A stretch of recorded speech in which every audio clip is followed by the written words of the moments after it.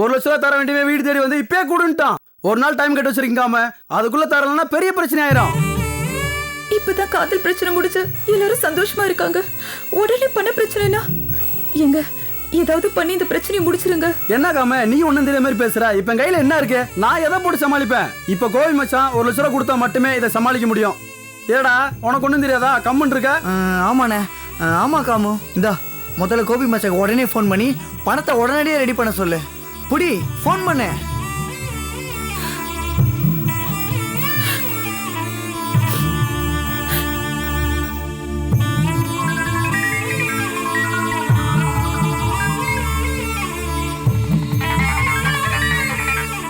சொல்லுங்க மூர்த்தி. அண்ணே நான் காமுன்னு. காமு என்னம்மா? காமு நாங்க வந்ததுக்கு அப்புறம் எதுவும் பிரச்சனை இல்லையம்மா? அத்தை இந்த மாதிரி பேசுவா நான் கொஞ்சம் கூட எதிர்பார்க்கலாமா? ஆனா அந்த வீட்டுல இருக்கிற ஒரே ஒரு நம்பிக்கை நெல்லி மாமாவும் மூர்த்தியும் தாமா. அவங்க இருக்கிற வரைக்கும் எந்த பிரச்சனையும் இல்லம்மா. அண்ணே இது வேற பிரச்சனை. வேறயா? வேற என்னம்மா? அந்த 1,00,000 ரூபாய் பணம் அண்ணே. காமு உன்னோட பதட்டமோ உன்னோட நிலைமையும் எனக்கு நல்லா புரியுது. நம்ம தர்றன்னு சொல்லி தானே வாங்கினோம். கண்டிப்பா ரெடி பண்ணி கொடுத்துடலாமா? அதனால இல்லன்னு இன்னும் ஒரு நாள்ல ஏற்பாடு பண்ணணும்னு.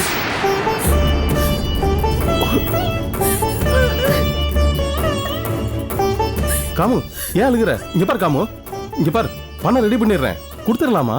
நான் எல்லாத்தையும் சொல்லி வச்சிருக்கேன். இன்னைக்கு ஃபைனலைஸ் பண்ணிட்டு நாளைக்கு பணத்தோட வர்றேமா. அழுகாத, ஓகே? என்னால உங்க எல்லாருக்கும் எவ்வளவு அவமான சங்கடம்னு. ஐயோ ஏமா பொம்பளை பிள்ளை எல்லாம் கட்டி கொடுத்த பிறகு ரொம்ப பாரமா இருக்கிற மாதிரி நினைக்கிறீங்க? இது எல்லார் வீட்லயும் இருக்கக்கூடிய ஒரு கடமை தானே. நம்ம சொல்லியிருக்கோம், செய்யறோம், அவ்வளவுதான். புரியுதா? நான் படத்தை ரெடி பண்ணிட்டு வரேன். நீ எதை பத்தியும் கவலைப்படாத. கண்டிப்பா ரெடி பண்ணிடுவோமா. வச்சுறேன். சரிண்ணே.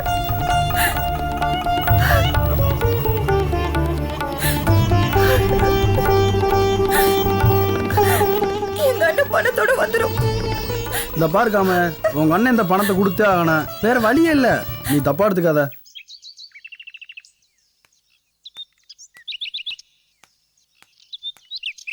செந்தில், செந்தில்,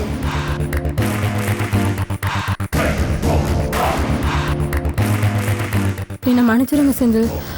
அங்கே நடந்தது தப்பு தான். அப்போ உங்கள் மனசு எவ்வளோ வேதனைப்பட்டிருக்குன்னு எனக்கு தெரியும். ப்ளீஸ் என்னை மன்னிச்சுக்கோங்க செந்தில். அதனால தான் பரமு அமைதியாக இருக்கேன். என்னை இது வரைக்கும் எங்கள் அப்பா கூட கை நீட்டதில்லை.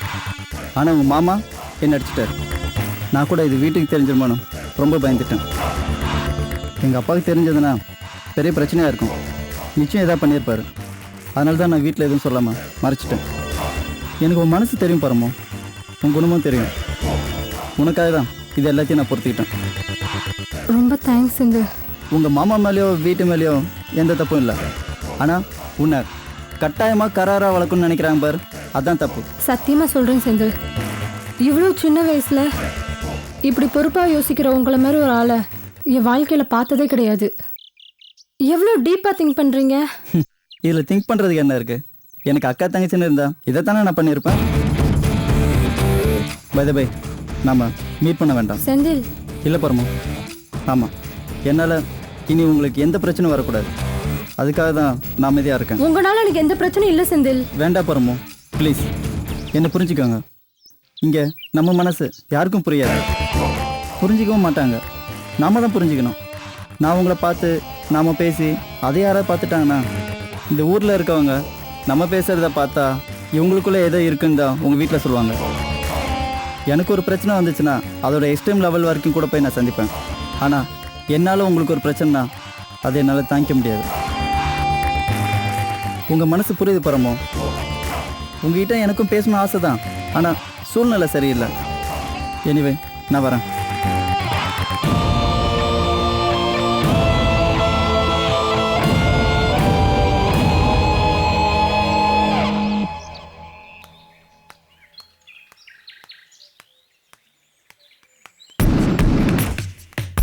பரமு, பரமு, நில்லு பரமு. என்ன பரமு இப்படி பேசுற? அப்புறம் நீ பண்ண வேலைக்கு ஒன்று தூக்கி வச்சு கொஞ்சம் சொல்றியா? பொய் சொன்ன ராஸ்கல் நீ. உன் கோபம் எனக்கு புரியுது பரமு. இங்க பாரு பரமு, பட் என் காதல் உண்மையானது பரமு, நம்பு. இங்க பாரு, ஏற்கனவே எங்க வீட்டுல பல பிரச்சனை ஓடிட்டு இருக்கு. இதுல நீ வேற ரோட்ல பார்த்து பேசுனா, அங்க பார்த்து பேசுனா என் உயிரை வாங்காத. இதெல்லாம் சரிப்பட்டு வராது. இதுக்கப்புறமும் இப்படியே நான் டார்ச்சர் பண்ணேன்னா எங்க அண்ணன் கிட்ட சொல்லி கொடுத்துருவேன். உங்க அண்ணன் மட்டும் இல்ல பரமு, உங்க வீட்டுல யார்கிட்ட போய் சொல்லு. என்ன அடிக்கடி கொள்ளட்டு என்ன வேணா பண்ணட்டும், பட் என் கால் மாறாது. என்ன சினிமா வசனம் பேசுறியா? இங்க பாரு, உனக்கு பேப்பர் பொறுக்கணாதான் கஞ்சி, அதை மனசுல வச்சுக்கோ. இங்க பாரு பரமு, நான் பேப்பர் பொறுக்கணும்னா இருக்கலாம், ஆனா என் மனசு சுத்தம். என்ன புரிஞ்சுக்கோ, நீ இல்லாம என் லைஃபே இல்ல பரமு. Please Paramu, please Paramu. கையை விடு. மேல கை வச்ச செருப்பு பிஞ்சிரும். ரோட்ல ஒரு வயசு பொண்ணுட்டு எப்படி நடந்துக்கணும் உனக்கு தெரியல? வந்துட்டு ஐ லவ் யூன்னு அக்கா தங்கச்சி கூட பிறந்தாதானே அதெல்லாம் தெரியும். இங்க பாரு பரமு, நான் போய் சொன்னதுனால நீ என்கிட்ட இருந்து விலகி போகலாம், ஆனா அதுக்கு பின்னாடி இருக்க நம்ம காதல் உன்னை கண்டிப்பா என்கிட்ட சேர்க்கும் பரமு. இங்க பாரு, எனக்கு நீ தான், உனக்கு நான் தான். இதை யாராலையும் பிரிக்க முடியாது. சத்தியம் பரமு.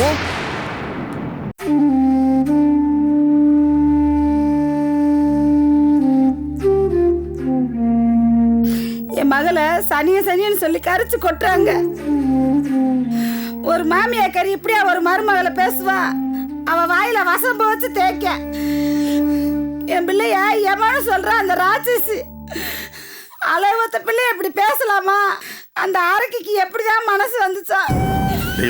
அவ 1000 வார்த்தை கேட்கலாம், ஏன் 4 வார்த்தை நான் சொல்லக்கூடாதா? அங்கேயே நான் கேட்டிருப்பேன். இந்த பாரு பரமு, உங்க ஆத்தாளுக்கு அந்த மாதிரி ஒரு நினைப்பு இருந்தா அதை இத்தோட அழைச்சிட்டு சொல்லு. நாம நம்ம பொண்ணை கட்டி கொடுத்துருக்கோம். பிரைஸோட புஷ்பா செஞ்ச காரியம் தான் இவ்வளவு பிரச்சனை ஆயிருக்கு.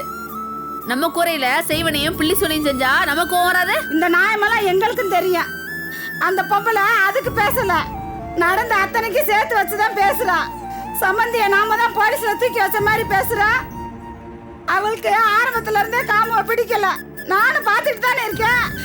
என்னைக்காச்சும் எப்பயாச்சும் நம்மகிட்ட ஒரு வார்த்தை சிரிச்சு பேசிருப்பாளா? ஏண்டி அதுக்கு என்னடி பண்ண முடியும்? முதல்ல சம்பந்தி கோவமா இருந்தாரு, இந்த கல்யாணமே வேண்டாம்னு சொன்னாரு. அவர் மாறல. போ சரியா போயிடும் விடு. எனக்கு அந்த நம்பிக்கை கொஞ்சம் கூட இல்லைங்க. அவ பேசுறதை நிறுத்த மாட்டா. அவராச்சும் காம குணம் தெரிஞ்சு அமைதியா இருக்காரு. அந்த பொம்பளைக்கு அந்த குணமே இல்லைங்க. அவ அடங்கவே மாட்டா. என் பிள்ளையவே வச்சு தின்னதான் அவன் மனசு அடங்கும் போல. கொஞ்சமாவது ஏவரக்கம் இல்லாம வீட்டுக்கு வந்த மருமகளை ஏமான்னு சொல்றாளே, அது உண்மையா இருந்தா அந்த ஏமே அவளதான் கொண்டு போகணும். ஆத்திரத்துல என்ன வேணாலும் பேசுறியா நீ? வாய தச்சு விடுவோம் ஜாக்கிரதை. அவங்க பேசுற நியாயமாங்க. பொண்ணை கட்டி கொடுத்துட்டோம்னு பொறுமையா போனா நாக்கு மேல பல்ல போட்டு பேசுறா. இன்னொரு தடவை என் முன்னாடி என் பொண்ணை பத்தி பேசுனா நாக்குல கல்லு போச்சு தேய்ச்சிட்டு. ஆமா, இனி நான் பொறுக்க மாட்டேங்க. பதிலுக்கு பேசதான் செய்வேன். நான் பேசல அவ பொத்திட்டு ஓடி போயிடணுங்க. வேணாண்டி, நீ இப்படி ஏதாவது பேச அங்க ஏதாவது பிரச்சனை வந்துருச்சுன்னு வச்சுக்க, நீ பொண்டாட்டி இல்லைன்னு சொல்லி விடுவாமா? சொல்லுங்க, பெத்த பிள்ளைதான் இல்லைன்னு ஆயிப்போச்சு. இப்ப பொண்டாட்டி இல்லைன்னு சொல்லிட்டு ஒத்த பிப்பி எடுத்துட்டு தெருவா அலைங்க. இந்த வீட்டுல நான் போக கூட கூடாதா? வேணாண்டி இது பாரு, நீ கொஞ்சம் போடுவேன். இப்போ கொன்றுங்க, அப்படியாவது கொன்றுங்க. என் பெத்த மகளை இது வரைக்கும் ஒரு சுடு சொல்லாத சொல்லியிருக்க மாட்டேன். என் கண்ணுக்கு முன்னாடி அவ எம்மாரு சொல்றான். என் வகுறு பத்தி எரியுதுங்க. ஏடி, நீ கோவப்படுறது, பேசுறது, யோசனை பண்றது எல்லாமே நியாயம் தாண்டி. நியாயம் தானே, இல்லைன்னு சொல்லல. ஆனா நிலைமை இப்படி இருக்கும்போதே அந்த அம்மா இந்த ஆட்டம் ஆடுது.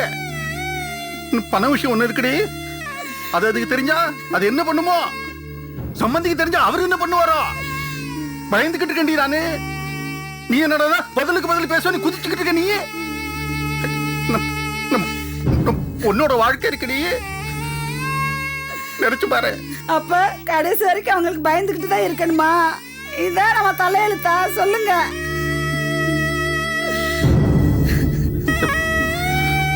காமு கோபிக்கு போன் பண்ணிருக்கா. ஒரு நாளைக்குள்ள 1 லட்சம் ரூபாய் எப்படியாவது எடுத்துட்டு வந்து கொடுத்தே ஆகணும்னு சொல்லியிருக்கா. ஒரு நாளைக்குள்ள எப்படி இது ஏற்பாடு பண்ண முடியும்? எதுக்குங்க பயப்படணும்? எதுக்கு பயப்படணும்? யோசிக்கவே வேணாங்க. வீட்டுல எவ்வளவு நகை இருக்கோ அதெல்லாம் வித்துருவோம். அங்கிட்டு இங்கிட்டுமா காசு புரட்டிடுவோம். நம்ம ஆளு பெருமா சேர்ந்து முயற்சி பண்ண முடியாதா என்ன? என்ன நீ என்ன பேசுறீங்க? 1 ரூபாயா 2 ரூபாயா? நீ 1 லட்சம் ரூபாய், அதுவும் ஒரு நாளைக்குள்ள எப்படி நீ எப்படி புரட்ட முடியும்? விளையாடுறீங்களா? சித்தப்பா, நான் உண்டியல் காசு சேர்த்து வச்சிருக்கேன் சித்தப்பா. சித்தப்பா, இதுல 600-700 ரூபாய் இருக்கும். இதை கொண்டு போய் காமக்கா வீட்டுல கொடுத்துருங்க.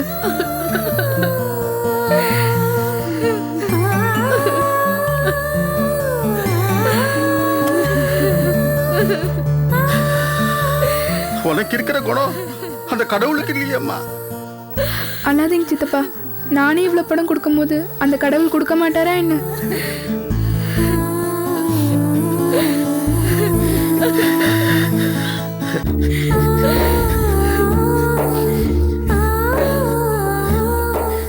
எனக்கு இவ்வளவு இருக்கு. எவ்வளவு வச்சிருக்கீங்க? 15,000மா. 15,000மா? இந்த பணத்தை பேங்க்ல போட்டு வை. உன் தேவைக்கு மட்டும் எடுத்துக்க, மற்றபடி அது பேங்க்லயே இருக்கட்டும். பின்னாடி நிச்சயமா நமக்கு தேவைப்படும்ல. சரிங்க.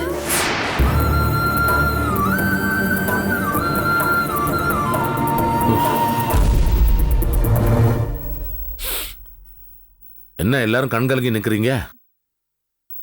புரியுது. நீ என்னம்மா உண்டிய தூக்கிட்டு நிக்கிற?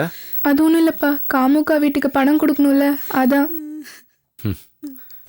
இதே குணம் வாழ்நாள் பூரா உனக்கு இருக்கணும். மயிலு, பணத்துக்கு ஏற்பாடு பண்ணியாச்சு. நிஜமா தான் சொல்றீங்களா? அண்ணே, செட்டியார நானும் கோபியும் போய் பார்த்தோம், விஷயத்த சொன்னோம். காலையில வா பணம் கொடுக்கறேன்னாரு. கோபி காலையில போய் அதை வாங்கிட்டு சம்மந்தி வீட்டுல கொண்டு போய் கொடுத்துருவான். என்னண்ணே மறுபடியும் செட்டியார்கிட்ட? என்ன செய்ய, ஒரே நாள்ல வேற எங்க பணம் புரட்ட முடியும்? கடவுளா கண்ணில் பட்டது அவர் ஒருத்தர் தான். வட்டி அதிகம் தான் இருந்தாலும் காமு பிரச்சனை தீர்ந்தா அது சரி. கோபி எங்கண்ணே? கோபி பாவம் வேலையா கடைக்கு போயிருக்கான்.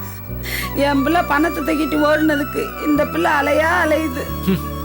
கட்டி கொடுத்தும் கஷ்டப்படுறது என் புள்ள இல்ல. எப்படியோ காமு இதோட நல்லா இருந்தா சரி.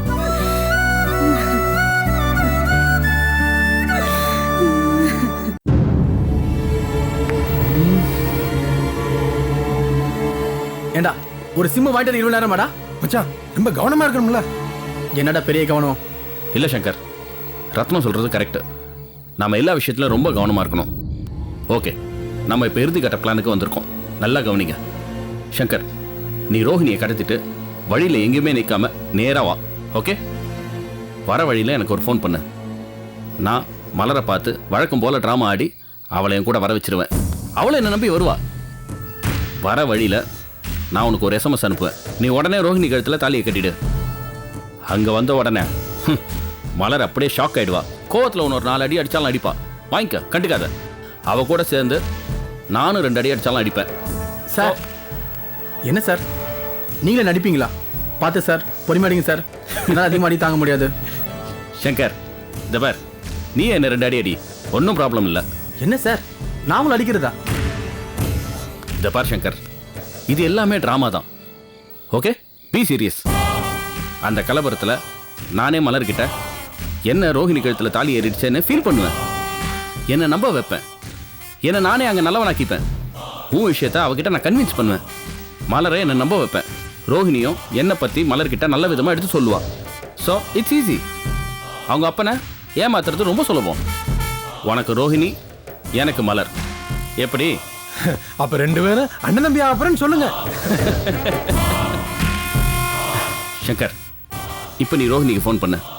காலையில் அவளை அந்த இடத்துக்கு வர சொல்லு. நீங்கள் சொன்ன மாதிரியே ரோகிணியை தூக்கிடலாம். அது எனக்கு பெரும் பிரச்சனையே கிடையாது. ஏன்னா நான் மிரட்டினாவே அவள் அப்படியே ஆடி போயிடுறான். எனக்கு என்னவோ அவங்க அக்கா மலரை நினைச்சாதான். மலருக்கு என்ன மேன்? இல்லை சார், ரோகிணிக்கு நீங்கள் என்ன சொன்னாலும் அவள் கேட்டுப்பா. ஏன்னா உங்க மேலே அவள் அந்தளவுக்கு நம்பிக்கை வச்சிருக்கா. ஆனால் மலர் கேட்பாங்களா? கண்டிப்பாக கேட்க மாட்டாங்க சார். நீங்கள் ரோகிணியை கடத்த போகிற விஷயத்த மலர்கிட்ட சொன்ன உடனே அவங்க அங்கே அப்பாக்கோ இல்லை அங்கே அண்ணனுக்கோ தான் கால் பண்ணுவாங்க. அவங்க 2 பேரும் ஏற்கனவே மேலே செம கானில் இருக்கிறாங்க. இதில் அவங்க வரமாட்டாங்கன்னு என்ன சார் நிச்சயம்? சங்கர், நீ வந்ததும் உடனே ரோஹிணியை தூக்கணும்னு உன் கூட பிளான் போட்டுருக்க மாட்டேனா? ஃபர்ஸ்ட், மலர் ரோஹிணி மேலே அவங்க அண்ணனுக்கு சுத்தமாக பாசமோ அன்போ கிடையாது. செகண்ட், நாளைக்கு அவனும் அவங்க அப்பனும் பக்கத்து ஊரில் ஒரு பெரிய டெண்டர் விஷயமா போகிறாங்க. அது மிகப்பெரிய விஷயம், கவர்மெண்ட் விஷயம். அதனால் அவங்க அதை விட்டுட்டு பாதியில் வர முடியாது. அப்படியே அவங்க மலர் ஃபோன் பண்ணி மக விஷயத்துக்காக கிளம்பி வந்தாலும் வரலாம். ஆனால் அதுக்கு சான்ஸே இல்லாமல் மலரை நான் மிஸ்கைட் பண்ணி என் பக்கம் இழுத்துக்குவேன். சார், மலர் இந்த விஷயத்தை பற்றி அவங்க அண்ணனுக்கோ இல்லை அவங்க அப்பனுக்கோ ஃபோன் பண்ணுறாங்களோ இல்லையோ, ஆனால் கண்டிப்பாக அந்த டெய்லர் பையன் கோபி ஃபோன் பண்ணுவாங்க. அவனை மலர் ஃபோன் பண்ண பிறகு அவன் தைக்கிற வேலையை விட்டுட்டு இவங்க கூட வந்துடுவான். அப்போ என்ன பண்ணுறது? மலருக்கு ரோஹிணி உன்னால் கடத்தப்பட்ட விஷயம் என் மூலமாக தான் தெரியணும். நான் போடுற ட்ராமாவில் அவள் அந்த சமயத்தில் என் பேச்சை மட்டும்தான் கேட்பாள். அதையும் தாண்டி அவள் ஃபோன் பண்ணணும்னு நினச்சா பண்ணட்டும், அவன் வரட்டும். சார் இதுதான் சார், இதைத்தான் நான் எதிர்பார்த்துட்டு இருந்தேன் சார். ஒரு சின்ன ரிக்வெஸ்ட், இதுக்கு மட்டும் நான் பிளான் சொல்லட்டுமா சார்? சொல்லு. சார், ரோகிணி விஷயத்தை பற்றி நீங்கள் மலர்கிட்ட சொன்ன உடனே அவங்க உங்கள் பேச்சு கேட்டு வந்துட்டாங்கன்னா நமக்கு சந்தோஷம், நமக்கு எந்த பிரச்சனையும் கிடையாது. ஆனால் அவங்க இல்லை கோபியை கூப்பிடணும்னு சொன்னாங்கன்னா முதல்ல நீங்கள் வேண்டாம் சண்டை போடுங்க. அப்புறம் வலுக்கட்டாயமாக இல்லை கண்டிப்பாக கோபி வேணும்னு சொல்லிட்டாங்கன்னா நீங்கள் எந்த மறுப்பு சொல்லாதீங்க, மனசார ஏற்றுக்குங்க சார். அந்த டெய்லர் பையன் வரலனா அவன் தப்பிச்சான், வந்தா வைங்களேன் அவன் மேலே இருக்கிற மொத்த காணியை சேர்த்து வச்சு அவனை காலி பண்ண கூட எனக்கு சந்தோஷம்தான் sir. Good, very good. Okay, ton.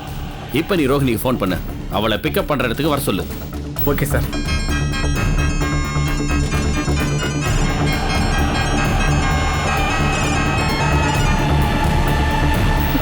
Hello. என்னடி வாய்ஸ் சொல்ல போகுது? மாமா கிட்ட சந்தோஷமா பேசு.